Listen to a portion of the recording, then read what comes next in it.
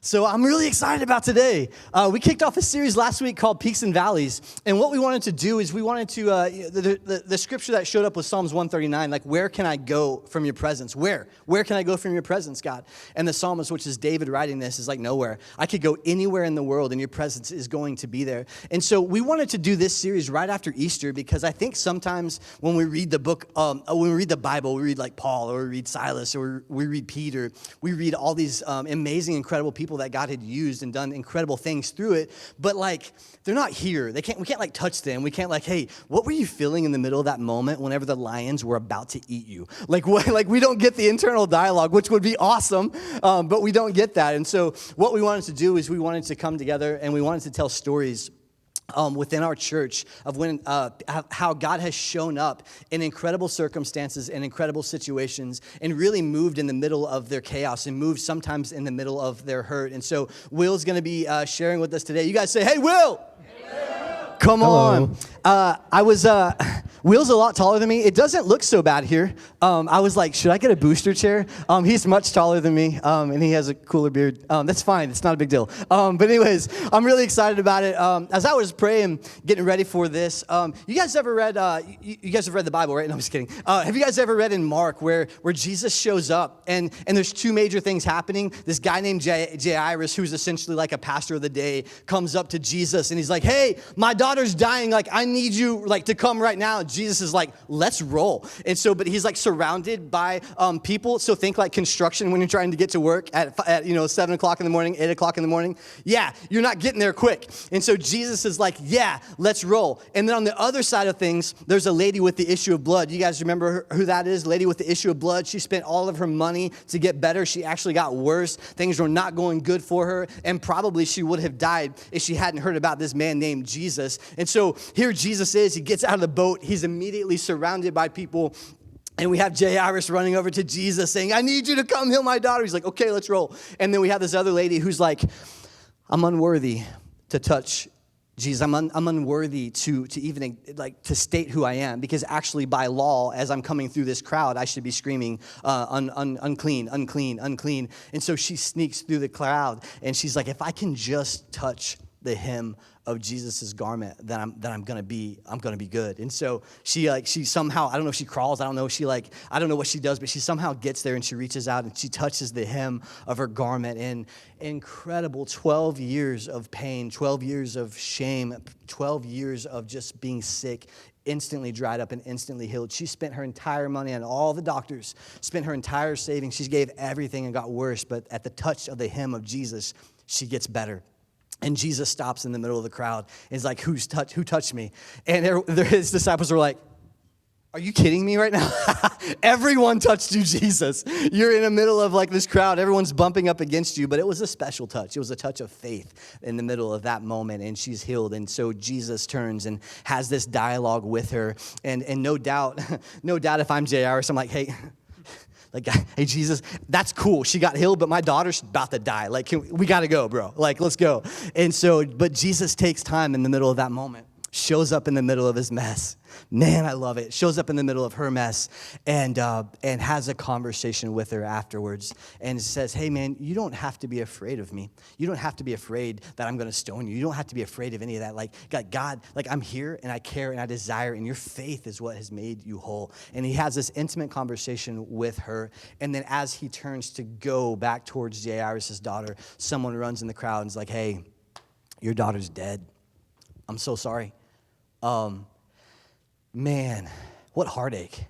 Like, all the emotions that Jairus is feeling in the middle of this moment, like, seriously, Jesus? Like, if you just would have focused a little bit, we could have gotten there. But now she's dead, and there's nothing we can do. And Jesus, as only Jesus can, says, hey, I got this. It's all good. I got this. That's a Ryan translation. I don't think Jesus actually said, I got this. That's a Ryan translation. But he's like, he calms him in the middle of that circumstance. And he says, hey, I'm going to be there.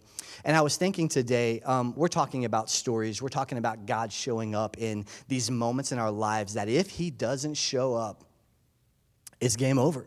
it's game over. And I got to sit with you, and I think I had heard about your story a little bit, but I got to sit with you at a coffee shop and just kind of hear about it. And I was, honestly kind of fighting back the tears because I'm a father, and the things that you went through and the things that you had faced is it's no shock to me or anyone in this room that you were an atheist for a long time. And so let's kind of go into that, because I don't know that we're like born into it and it's like, I hate God. I don't even think he's even real. We're done. But somehow along the way, whether it's church hurt or whether it's pain or whether something happens or a catastrophic moment, your parents die or someone does something to you, or they molest you or they rape you or something said, somehow there's this hate that fills our heart that causes us to begin to say, if you were real, then you wouldn't allow this to happen to me. And you went through this. You went through a really, really difficult situation. Yeah. So let's we don't have a ton of time to start back. Well, I was born on, and it was a crazy night. No, but let's kind of pick up in those highlight moments and kind of tell your story of how that began and why you became an atheist and what that looked like. Yeah. So I became an atheist mostly because my parents were Catholic, and so I was raised kind of going to the Catholic Church. Wednesdays I'd go to the religion classes and whatnot, and for the most part, like, it was kind of something that was just expected for me to believe. And I would say that as time went on, my parents got busier and we just kind of stopped going to church altogether. We stopped going to religion classes, stuff like that. And so, I mean, that stopped probably before I was out of elementary school. And so for a very long time, it was just like, I was a Christian, but I didn't know what that meant. I didn't know anything about it. I mean, when I did become a Christian, I didn't even know who Jesus was or what the point of the cross even was. I just knew it was some symbol of Christianity. Yeah, so at this point you've gone to these, you said religion classes, and you're hearing rules. But it's sounding like that in the middle of all of those things, the relational aspect of God as Father, God as person, God as Emmanuel, God with us. It doesn't sound like that was an emphasis or a focus. It was all about do this. And so for you, Jesus, Christianity, God, was all these rules and regimented things that you have to do in order to get into the country club almost? Yeah. Pretty much. Okay. And I mean, just my parents' behavior, and I mean, all my family, extended family, are even Catholic, and it was very like, just kind of, there were these morals that were put upon me to just follow, and I had no reason as to why. And so to me, as a free-thinking child, I was just like, why am I going to act like that? Like, I don't have to act like that. There's no point in acting like that. You just expect me to be this way. And so it came off to me as like a judgment rather than a moral compass, if that makes sense. Yeah, so it's presented, so here we go, case one, moment one is it's presented to you as just rules and regulations. And then going on a little, you told me that oftentimes you would come home at night and the doors and stuff would be locked, and you would, as a child, middle school, high school, you grew up in this area, you would have to sleep in a park, right? Yeah, my family was fairly neglectful and abusive, and so my parents got divorced when I was about 13, 14 years old.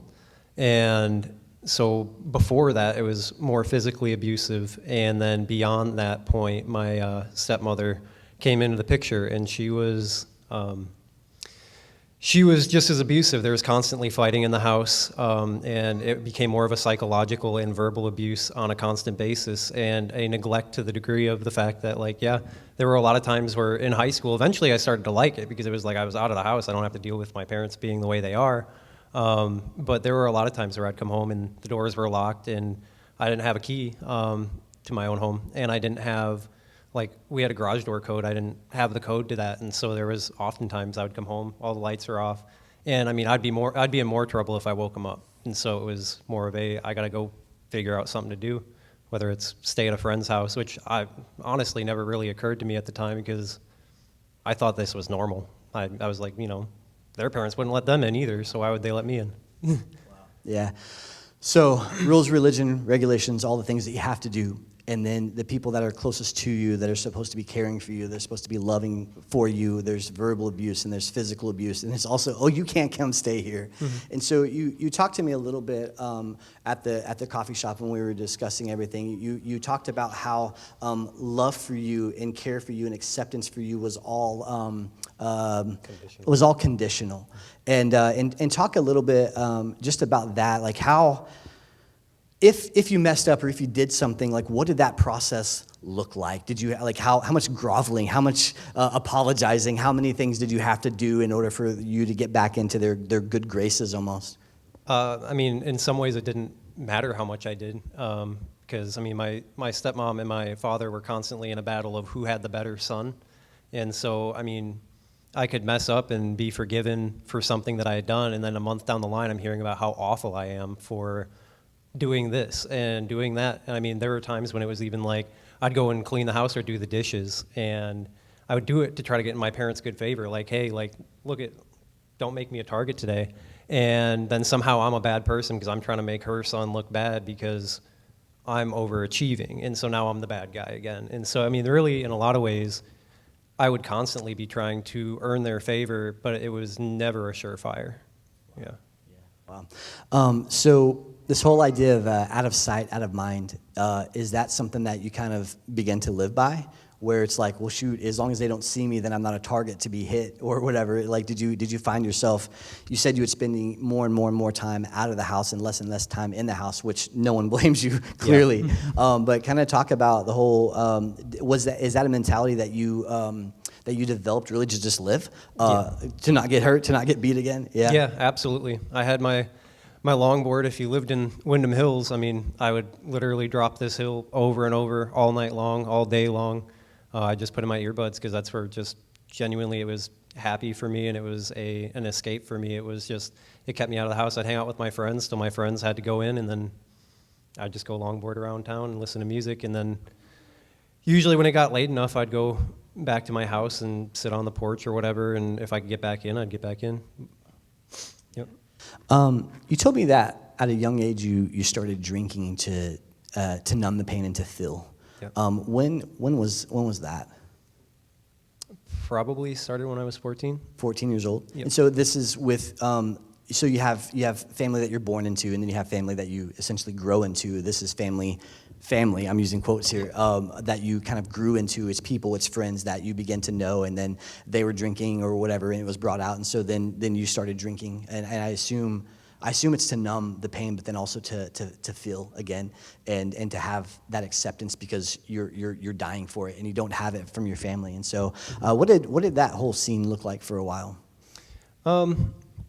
Yeah, so I mean, I just was around a lot of bad influences for friends.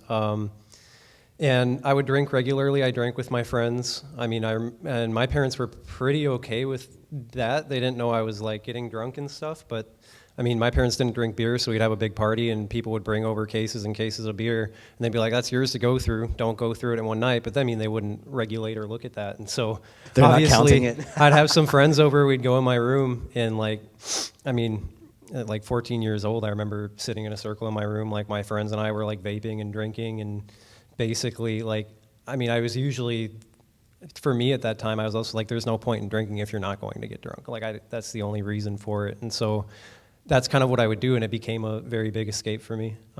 Yeah. Yeah. That's crazy. So doing that to numb it, and I think at some point that doesn't become enough. It goes to the next thing, and I don't recall if you said that you had moved into doing drugs. I think you said you did a little bit, but I do know that you did say that you began in that season. You began cutting, and so to talk just a little bit about that.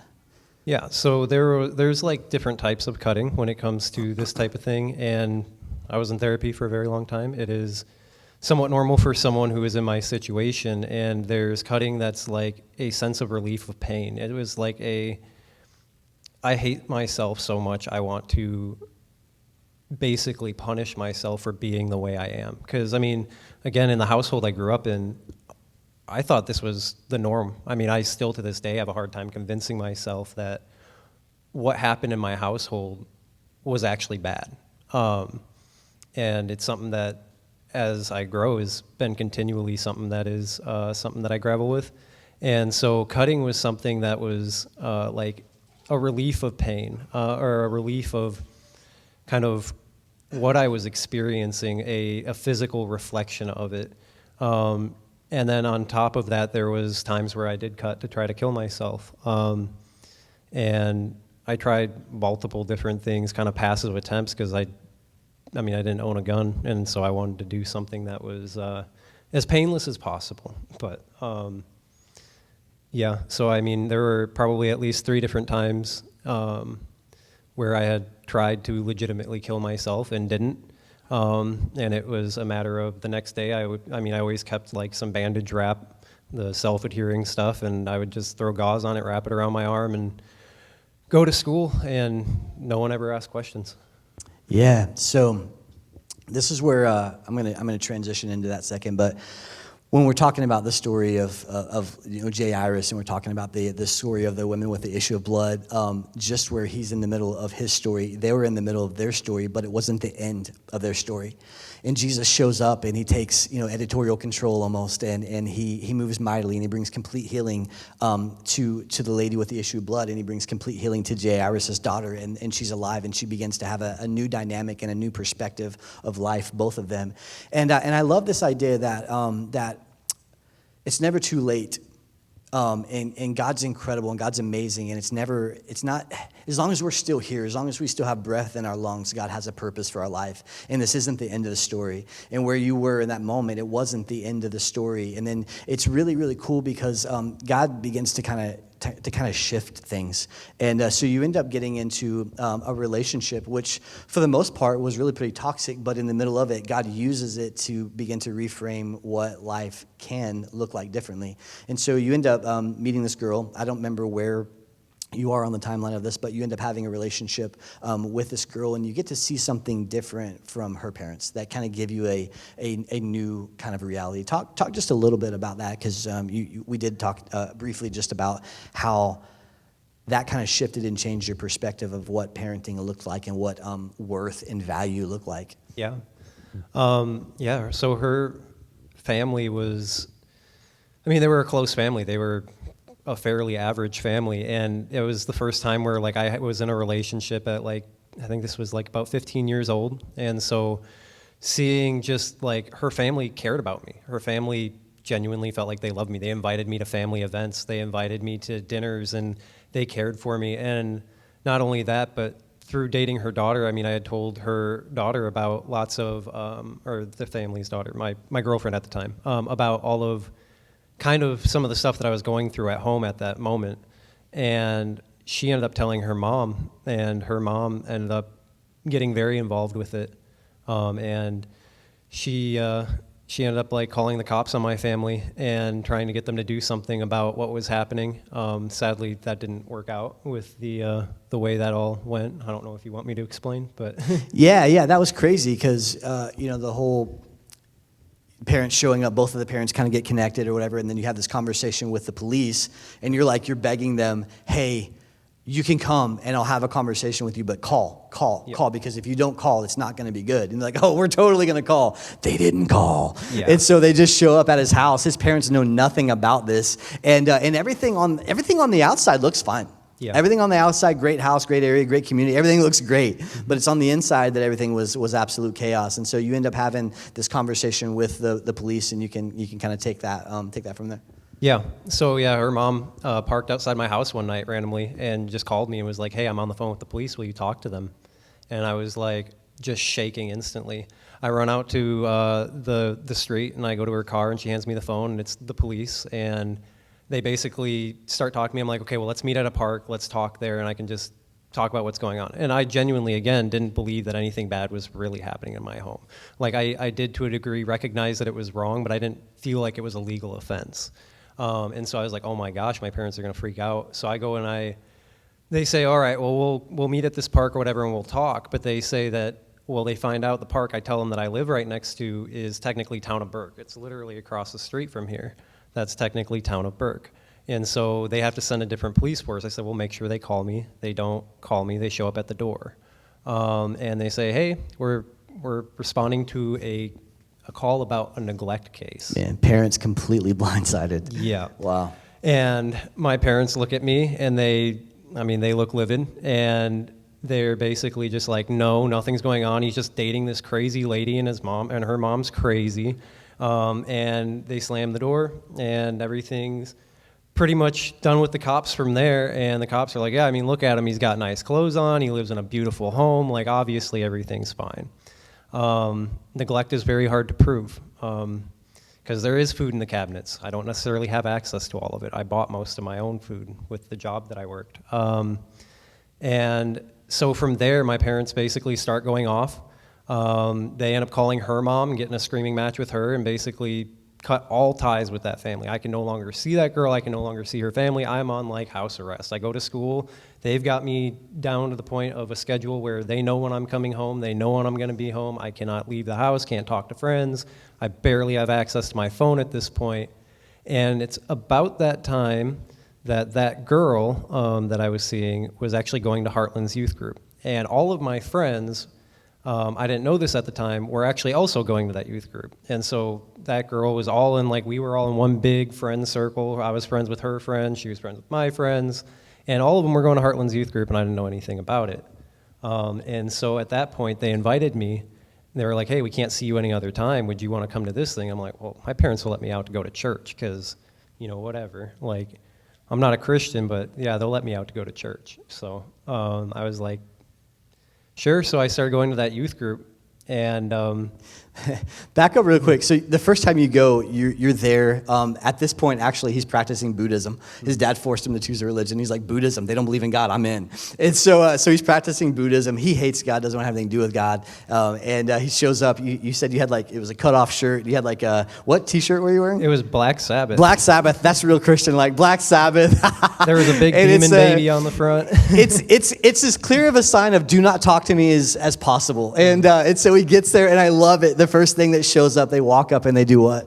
They walk up and they hug me. They're just like, hey, we've never met you before. They come over and they have big smiles on their face and they're hugging me. And my friends had actually, I was like, hey, you got to warn them about me. I'm like, I'm a Buddhist. I want nothing to do with this stuff. I'm like, I want nothing to do with a God or your God. I'm here to hang out with you.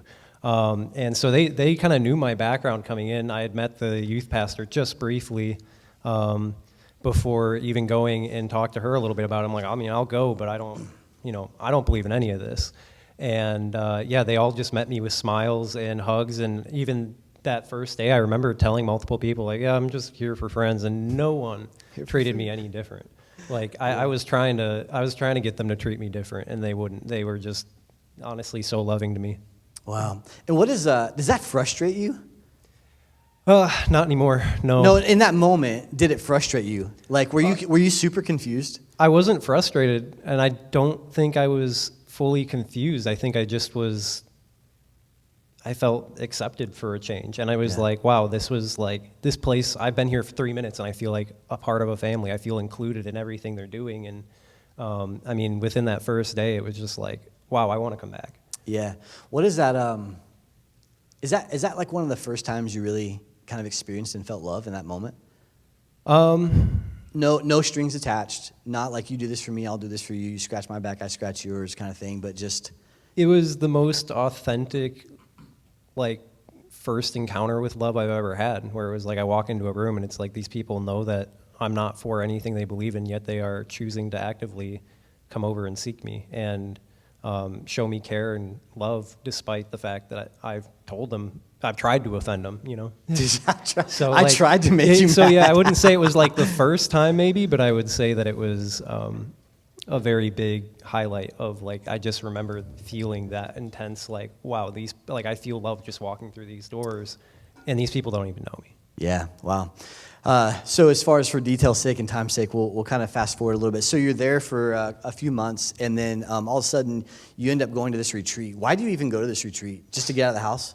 Yeah, get out of the house. It was a weekend away, and it was, at that point, again, I had been going to church for a little over 6 months probably, and I was, starting to hear the words of the word. I connect with music very much, and so as I would hear these people worshiping, I would see the words on the screen. I'm like, this doesn't seem like the God that I see my family following. This doesn't seem like what I've been told God is. This isn't about judgment. This is about love and what's grace and unconditional love. And we'd have our Bible studies after worship and stuff like that. And I would start hearing these messages about kind of who Jesus was. And so over time, I started just like being like, I'm not on board that any of this stuff is real and that there's a God up in heaven somewhere. But like, this stuff doesn't sound bad, you know? That's not such a bad guy after all. I mean, come on. And so you go to this retreat and you're there and you've been there 6+ months and you're singing. You tell me you're singing worship and all of a sudden for the first time for your entire life at this point, you're like what 14? If you're 15, 16 at this point, or About 15 years old. Yeah. 15 years old. You're standing there at this retreat. Only there to get out of the house so you're not beat. Only there to be at a place where you can have some peace for a little while. And you're singing this song, and you told me at the coffee shop that you're singing it, and for the first time, that was the first time that you ever really realized, like, I actually believe the thing that I'm singing. Yeah. Yeah. Yeah, it was like I just had chills down my whole body, and I was worshiping, and I just felt a presence of God, and I couldn't deny it. And I was like, I don't know. I'm not sure if that's what this is, but I'm like, that's what it feels like. And I'm like, I feel like I need to submit to this. I'm like, I think I believe in this. And I think that this love that I keep hearing about, this grace I keep hearing about, if it's offered freely, then I think I want a part of this. Yeah, and then so at that retreat, you accept Jesus into your life as your Lord and Savior, and then I love it because you're just all in at this point. Yeah. And God shows up, wrecks your world in a good way, turns it right side up, and then it was kind of funny. You were telling me like you were all in on this, and before you didn't believe, now you're all in, and you're diving all in. You're actually aligning your life to the Word, and like your friends are like, "What is happening, bro? Like this Jesus thing isn't really that serious." You're like, "Oh, I'm all in." It's so kind of talk a little bit about that. Yeah, pretty much after that, I mean, I reached out to one of the youth leaders at the church, and I was asking him all sorts of questions. I was like, do I have to put my hands together to pray to like make it work? Just to be clear, you do. God only hears you if it's like this. No, I'm just kidding. Yeah, and I was like, do I have to kneel when I pray? Do I have to do this? Do I have to do that? Like all these basic questions, like how is God, the Holy Spirit, the Father, and the Son? Like how does this work? And so he would come over like once a week, and I would just throw questions at him. And then I was like, well, I need a Bible. Like what kind of Bible should I buy? And then I was like, wait, why are there so many different versions? What is the point of this? And so over time, I started just reading my Bible, and my faith became stronger. And I mean, I got to the point where it was like my senior year. I remember I'd carry a Bible with me every day, and I mean, it came with people calling me like a Jesus freak in classes, and I'm like, I'm so happy to be that. I wasn't embarrassed of it, and I mean, before I was hanging with the popular crowd, where it was like you have to act a certain way to be accepted into the group, or you're not cool, and this and that. And it was like at this point, I was like, I don't care if I'm accepted into the group, because I'm accepted into a different group that to me is so much more meaningful. But yeah, so I kept growing, and my friends, like I remember, like they'd come over and hang out, and they'd be talking about girls and stuff, and I'd say stuff like, a man shall not look at a woman with lust in his eyes, or he's already committed adultery in his heart. And I'm like, come on, I'm just throwing verses at him, still not really knowing what I'm doing, but like I was learning and I was hungry for it, and I was like, I want to surround myself with people that want to encourage me in this and not pull me away from it. Man, that's so good. And so God begins to just change everything. And I think what's so cool, and I think sometimes there's a misunderstanding, is I think a lot of times, we start this journey of salvation, and we step over that line and we say, hey, Jesus, come into my life. And sometimes there's this perspective of like, oh, you're supposed to be perfect now. So were you perfect after that? Absolutely not. Okay, cool. But you're perfect now, though, right? Absolutely not. But you start getting to uncover the grace and the love and the mercy of God. And I asked you a little bit on the phone yesterday. We see God as Father, and it's portrayed all throughout Scripture as God as Father. I want to be careful because I don't know who's going to watch this. You had an interesting father who was not getting Father of the Year awards, and so you have God as presented as Father. How difficult is that of having a clear reality and having a clear understanding of, okay, God, you're Father, but my earthly father is the presentation of Father that I understand. He wasn't awesome. You are. Like, how was there a struggle? Was that difficult? Do you still kind of walk through that? How did you kind of get over that? Well, I feel like it's something that I'm still trying to get over. I mean, conditional love and grace, or unconditional love and grace, is something that is immensely hard for me to process and understand. And it is something that the devil definitely knows is a temptation, an easy way to knock me down in the places that I am at, is to attack me with those ideas that God will not come back, and God will not love me, and God is not with me just because I'm messing up. Every time I mess up, it's like, it's so hard for me to remind myself that, like, all it takes is a prayer and asking for forgiveness and the acceptance that God is real. And I can start completely fresh and new and keep moving forward and just do better every single day. Having the father that I had, yeah, it does make it very difficult to understand unconditional love and grace, because it was not something that I was shown, and so it is just something that innately I go back to. But I find a lot of hope in just the knowledge and belief that the Bible is completely true and inerrant, and that our Creator is fully good, and that the words that I read are true, and so that I can read it and see that God has given us grace, that He has given us forgiveness, that He has given us a fresh start as soon as we come into His kingdom, so that every time we mess up, we are still loved. Man, I love that. It's so good. I love that God is love. He doesn't do love. He is love, and it just oozes from Him. And I love saying this, that like God's love for us does not rise and fall like a stock market based off of our performance. His love for us is His love for us. And I love saying this, is that we aren't children of God by worth. We're children of God by birth, and He has chosen us. He willingly chose to go to the cross. He willingly chose to take our place. He willingly chose to do all of that for you and for me. And I love Romans, while we were still sinners, Christ died for us. And when we come into a relationship with Him and we give our life over to Him, it says that we're a new creation. The old is gone, and behold, all things have become new. And I love that we're not a child of God by worth. We're a child of God by birth. I have a son. I don't know where he is. Is he in here? I don't know what he's doing. Yeah. Oh, hey, how you doing? You look great. Nice hat. So this is my son. He's 17, and he's been my son for 17 years. And nothing can ever change the fact that he is my son. It doesn't matter if he has an incredible day. It doesn't matter if he yells at me. It doesn't matter if he wrecks his car. It doesn't matter if he does something really stupid. He hasn't done any of that, by the way. He's a great kid. But if for some reason he decided to go off the deep end or whatever, that would never change the fact that he is still my son. And so he's not my son because of the worth that he brings to the table. He's my son because of the birth that he has had. He's born into it. And I love that reality, because whenever we step over that line and we become born again, we're born into the family of God. There's an adoption. It talks about adoption. You adopt somebody on purpose. It's not like an accident. Oops, we had one night. No, it's like you do it on purpose. You adopt them and you choose them on purpose. And I love that God chooses us on purpose, and we're adopted into His family, and we're children of God by birth and rebirth in Him, not by worth. And there's nothing that we could ever do to be worthy of being His son or being worthy of being His daughter. There's no amount of, hey, I read the Bible for 2 hours today and prayed for 62.5 minutes. Like, that doesn't get us any more grace or favor from God. It gets us closer to God, but it doesn't give us any more grace. And God doesn't look at that and say, hey, man, you did awesome. That old lady that was struggling to get across the street, you helped her. Come on. He doesn't do that. He just, He loves you. He loves you. And if there's anyone else that has struggles with the reality of God's love, man, know that man, God's love does not rise and fall based off of your prayer, or based off of your performance, based off of how good or bad you think that you are. His love is His love. There's nothing that can separate us from His love. No height, nor depth, no principality, no powers. Nothing can separate us from the love of God. And I love it so much, because I think if we passed the mic across this room, everyone would say, man, I was an absolute mess, and I don't deserve it.